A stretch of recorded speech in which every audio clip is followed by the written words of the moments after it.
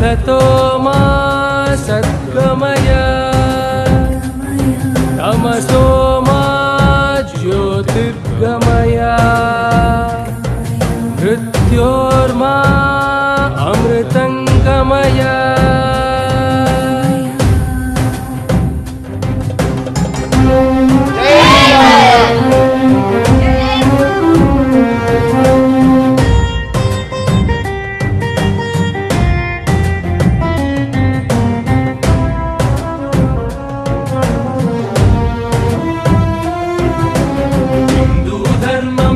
सनातनं निरुपमानमिति नित्यनूतनम् हिन्दूधर्मम् अति सनातनं निरुपमानमिति नित्यनूतनम्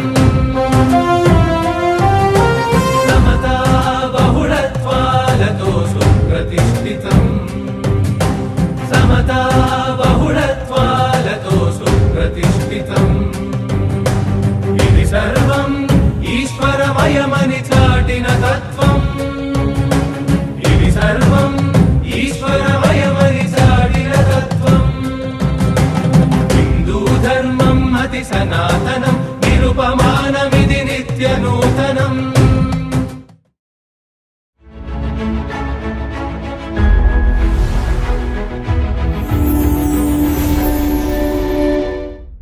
जय सद्गुरुनाथ प्रभु महाराज को అయ్యా రజనీ కుమార్ గారు మరి అయ్యా నేనైతే అక్కడ జిఆర్ స్వామి దగ్గర మిమ్మల్ని చూశాను పరిచయం అక్కడ కానీ మాట్లాడలేదు ఇక చక్కగా ఉన్నాయి ఇలా చాలా బాగా చెప్పారు నాయన ఎంతో చెవుల వినడానికి వీణుల విందుగా ప్రేమని చాలా సంతోషం మరి ఈరోజు రజనీ కుమార్ గారు స్వామి పేరు రజనీ కుమార్ స్వామి నా పేరు నారాయణమ్మ అయ్యా మన చిన్న జిఆర్ స్వామి దగ్గర నేను చూశాను మీ ప్రసంగం విన్నాను చాలా బాగా చెప్పారు ఈరోజు కూడా మంచిగా చెప్పారు నాయన చాలా సంతోషం అనిపిస్తుంది ఇలాంటిది ఇట్లే ఎదుగుకుంటూ పోవాలి అంతరించొద్దు నేర్చుకోవాలి స్వామిని చూసి చాలామంది అందరం మనుషులు అందరికీ జ్ఞానం ఉంది మనం ఏంటి అసలు పరమాత్మ స్వరూపం మానవుడంటే మాధవుడు నరుడంటే నారాయణుడు అందుకు ఈ నరుడే నరరూపంలో పోకూడదు నరుని గుణాలు వదిలేయాలి నారాయణుని గుణాలు రావాలి మనకు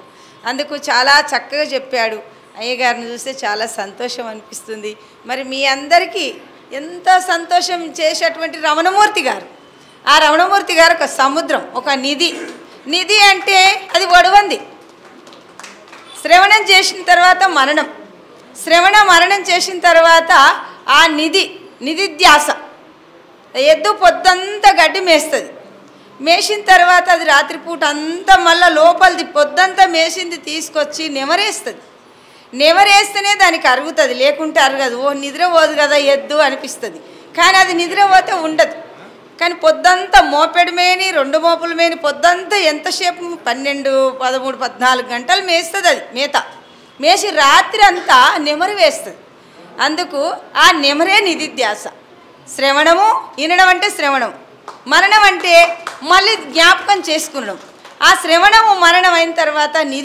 నిధిధ్యాసలు పెట్టుకుంటే ఏమీ ఒడవదు గుప్పినా కొద్ది సెల్మలేక సముద్రం ఊరుతూనే ఉంటుంది అందుకు సముద్రానికి సారెడు నీళ్ళు పోతే ఏం తక్కువ కాదు అందుకు మనం ఈ జ్ఞానానికి ఎంత విన్నా తక్కువనే నిధిధ్యాస అయ్యా అందుకు చాలా సంతోషం అయ్యా పాట పాడన్నా ఈ నవలేనని అయ్యా రజనీ కుమార్ గారు స్వామి ఈ నవలేనని కనవలేనని మనసందున కోర్కెగల్గు మనుజుల వినుడి వినజేసెదా కనజేసెదా గణమగు ఈ బోధ విన్నా కననొల్లా నట్టి మనుజుడు చనుడొచ్చిన త్రోవాటి తినుమంటే పులి వల్లాదని లోకులన వింటి ఆహా తినుమంటే పులి వల్లాదని లోకులన వింటి కనుకానే ఇనవాలే అననోరాడదు విన్నా కననొల్లా నట్టి మనుజుడు చనుడొచ్చిన త్రోవాబట్టి భాగవత కృష్ణయ్య నాలేరు ధరలో ఉంటుంది కొలనిపాక ఆ స్వామి 300 కందార్థాలల్లో 2వ కందార్థం ఇది అయ్యా రజనీ కుమార్ గారు అయితే తినుమంటే పులి వల్లదని అంటే మనము పంచభక్ష పరిమాణాలు లడ్డూలు గారెలు బూరెలు తీసుకొని పులికి పెడితే తింటుందా నాయన? తినదు అది. అది ఎట్లా తింటుంది? మనిషిని కూడా తినదు అది. ఆ పులికి ఏం కావాలి? ఎక్కడ అడవిలా జంతువు, ఆవు పెద్దది, మంచి ఎద్దు, దుప్పి, మనుబోతు, అది కొరికి మెడని కొరికి రక్తం దాగి తర్వాత నెల రోజుల దాకా ఎవరు చూడని చోటున దాచిపెడుతుంది అది ఆ మాంసాన్ని. ఆ ఎద్దుని తీసుకుపోయి దాచిపెట్టి ఏం చేస్తుందంటే దానికి కావలసినటువంటి ఆహారానికి ఆకలి ఎప్పుడైతుందో అప్పుడు పోయి ఆ మురిగిపోయిన మాంసం తింటుంది. పంచభక్ష పరిమాణాలు తినదు. కాబట్టి పంచభక్ష పరిమాణాలు తిని బుధించేటువంటి వాళ్ళు మానవుడు. పరమాత్మకు పెడతాం చూడు, విగ్రహం కాడ తీసుకొని నివేదన చేస్తాం, మరి పులికి పెడతామా? అందుకు తినమంటే పులి వల్లదని లోకులన వింటి కనుకనే తినవాలి అని నోరాడది విన్నా. అందుకు మానవులే తింటారు, పరమాత్మనికి పెట్టి నివేదించి మనం తింటాం. కాబట్టి మానవులము మాధవ రూపము, నరుని రూపము నారాయణుడు. అలాంటిది పులి లెక్క కావద్దు, సింహం లెక్క కావద్దు. ఏనికి వనికిరాదు ఆ సింహం పులి. బాగా దాని ఆగ్రంగా సూయించుకుంటేందుకు కోపానికే పనిచేస్తుంది అది, కానీ దానికి శాంత గుణం లేదు. మనకున్నది నేర్పరి జరిగితే రమణమూర్తి లాంటి గురువులు ఉంటే అందరికీ జరుగుతుంది నేర్పరి.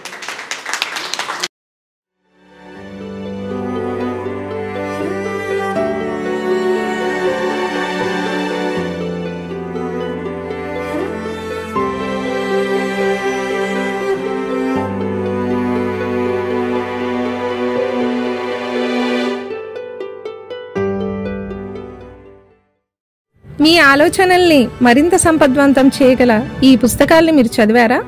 ప్రతులకు జై భారత పబ్లికేషన్స్ 9848030089.